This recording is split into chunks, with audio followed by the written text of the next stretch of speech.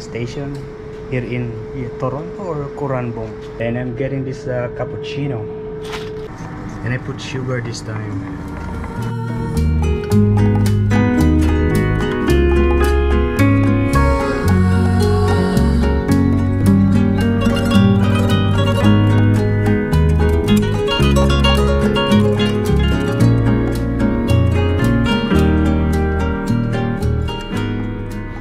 And we are now here in Coranbong.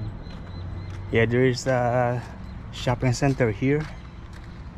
Grocery actually is where I am going. IGA. I'm going to buy something that we are going to cook later in the campground. I'm also getting one of this coleslaw. It's $2.50. I'm also getting this the Tim Tam original. It's $2.50. This is actually very windy. I don't know if it is going to rain, but when I check in the forecast, yeah, there will be like one rain this coming week. You know, very nice. When I was getting inside here, yeah, I saw the guy of this car, and yeah, he opened the door for the wife. Amazing. They are old couple.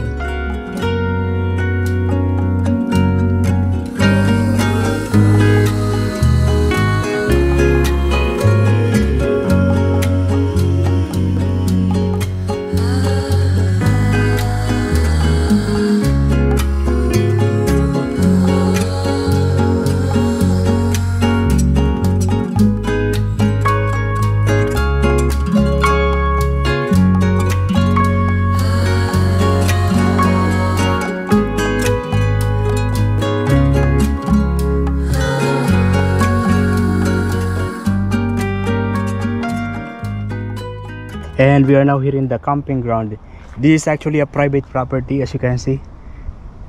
Yeah, this is the owner. And I'm now going to prepare my meal. Yeah, using this power station, EcoFlow. Yeah, it's nice.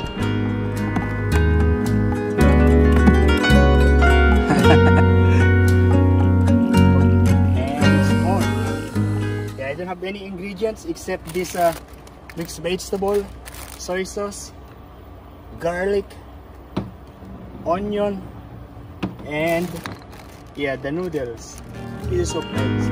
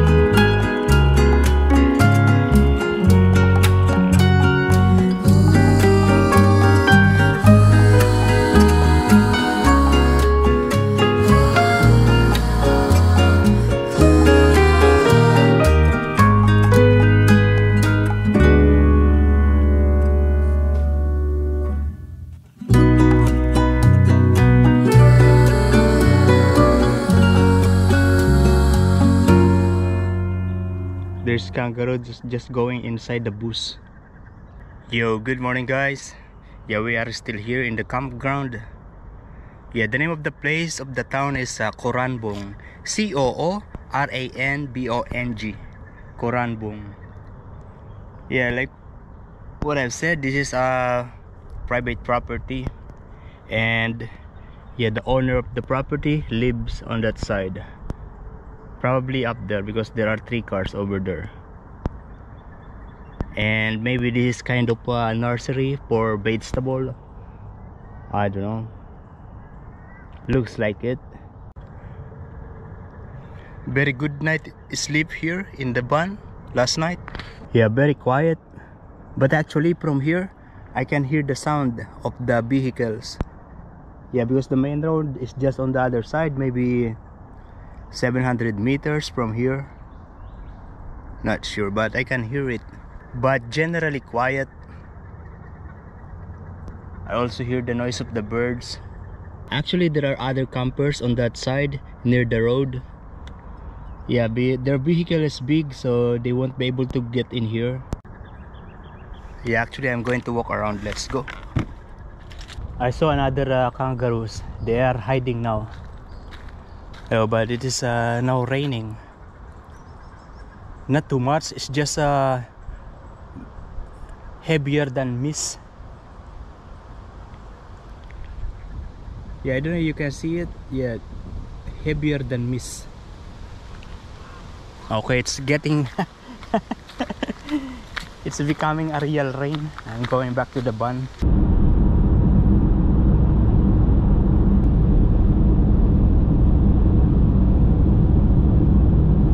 Inigo is here and he is curious about this no entry barrier. Yeah, look at this. Yeah, there is a spike. This no entry. If you notice the trees over there, it looks like broccoli.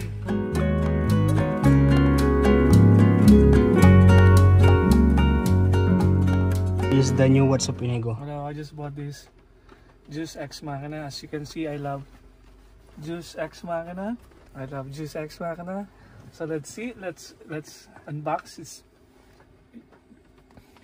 The price is this, but it's I just got it really cheap. It's a manual. Oh no! It's just ketchup. Go back there. Anything. Oh my god! Now ready?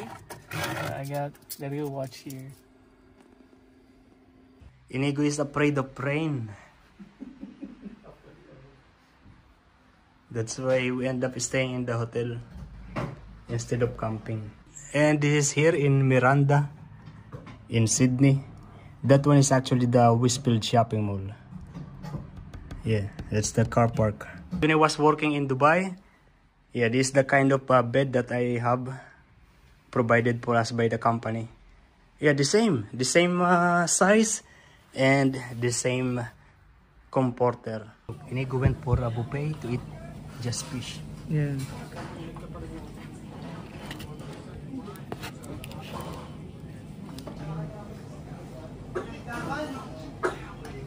These are all Filipino food.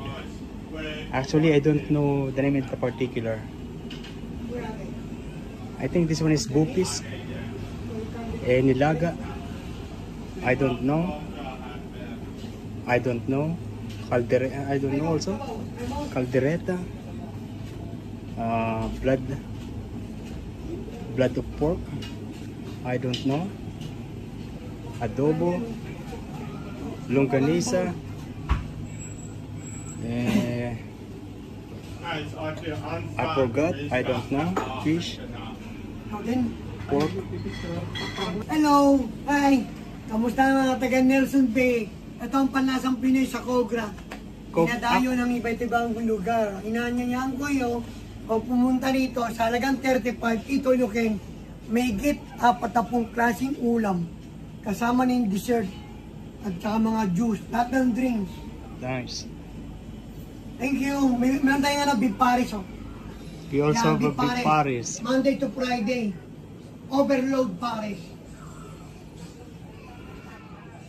Salamat po. Ayan, thank you very much sa mga taga Nelson Bay. Alauna, napakarami niyan. May lechon. So these are included with the buffet.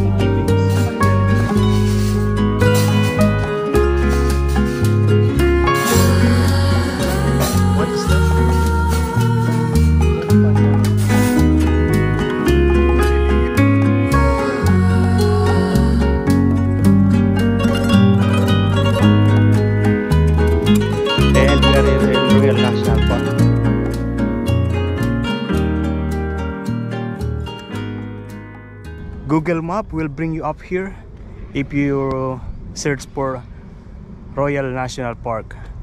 Yeah, this is the particular place. But of course there are different other spots here in Royal National Park that you can go to. But this is like the center. Yeah, there is car park over there. There's a bridge, a wooden bridge. And then there is another car park here. But it has a restaurant and yeah, a lot of table for food eating. And there's another car park on the other side, another bridge. Yeah, it's nice in here. I know. Inigo said the duck feeder is Feather. hydrophobic. Feeder, the same. This is Inigo's first time here. Never been to any part of Royal National Park. I've been here 3 times. The first time when I was living in Sydney, I just took a bus and walk and I reached this place. Second time with my Suzuki Jimny, and this is the 3rd time. Inigo thought the Royal National Park is the Botanic Gardens in Sydney. Royal National Park is the very first national park here in Australia.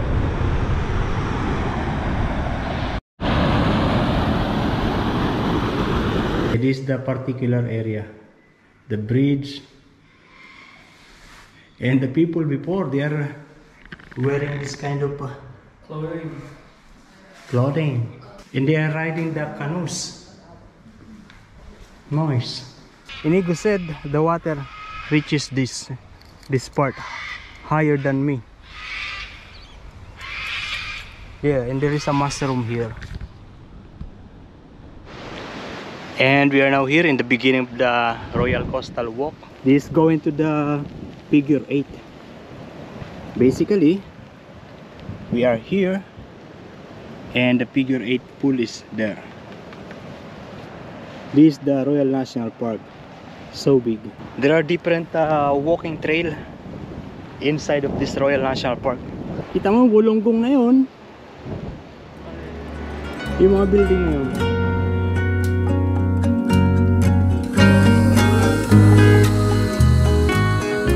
Down there is the Stanwell Park, yeah, name of the suburbs.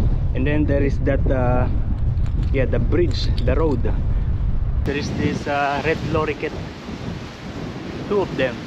This 3 lorikeet. Are you a lorikeet? Red?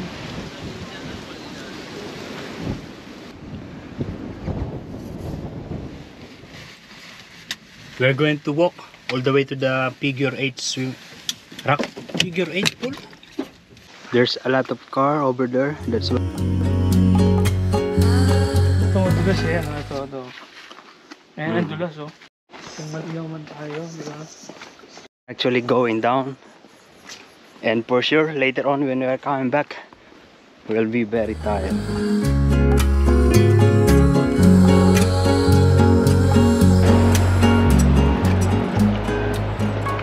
See this? This is the new way. But previously, it was this, metal, heavy iron. And now this one.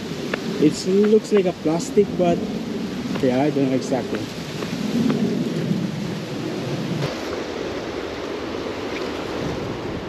Ganito yung gusto kong property. Nandito ako, tapos kita ko yung bundok, tapos palayan.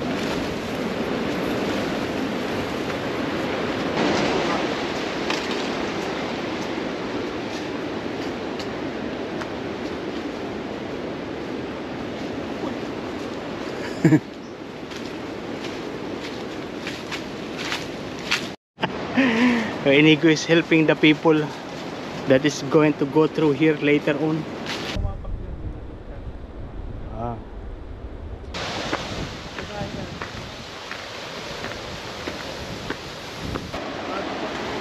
So Inigo is praying to to give him a farm like this big. His ideal farm is with a mountain. Yes. I said him to build the house in the mountain, but he said he's going to build the house here, seeing the farmland. Not beach, but farmland. But without the ocean.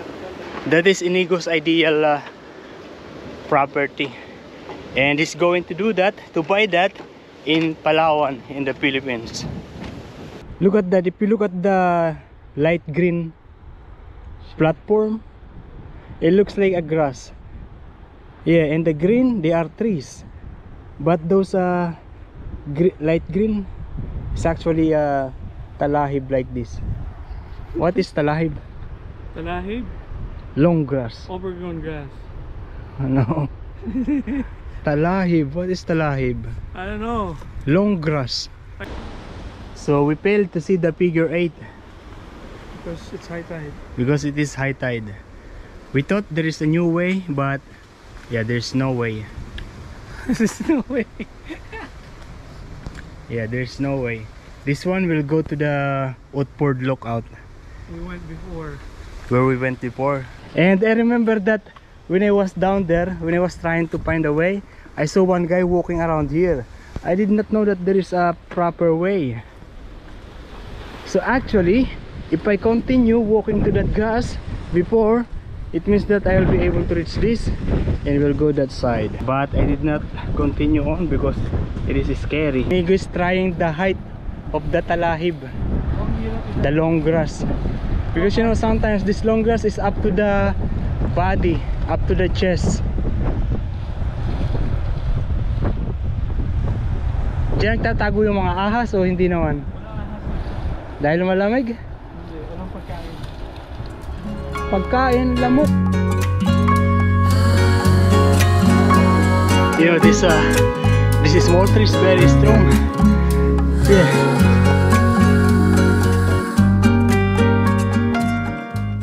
Yeah, we are now back here in the car park. More cars at the moment. No, it doesn't say 4 hours. Honestly, just 2 hours. If 2 you're hours. serious walking. Yeah. Yeah. Oh my god. And we are now here in this is like a new subdivision. Not subdivision, but new development. Yeah, so basically Inigo is buying something. Helmet. Motorcycle helmet. Okay, we are ready to go. Inigo is very afraid of me driving.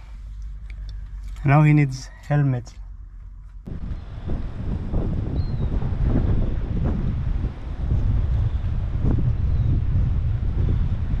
Yo, good morning guys. Yeah, at the moment we are here in Manly in the scenic drive.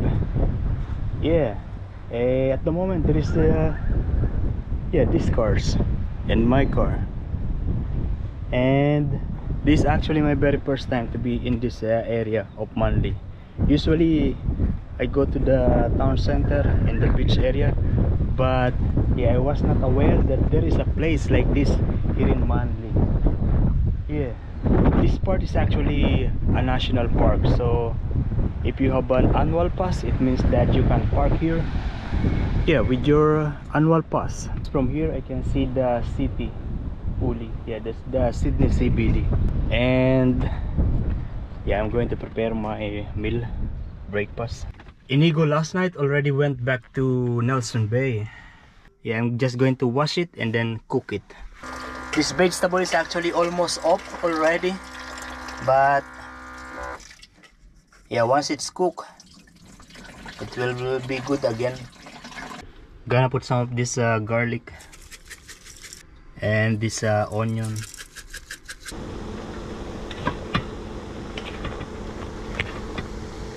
This time this is just a vegetable. Yeah, I don't have any meat or any fish. I hope this rice is still good. Yeah, it's still good. It's very dry. I'm going to reheat it using the rice cooker. Okay, it's time to eat.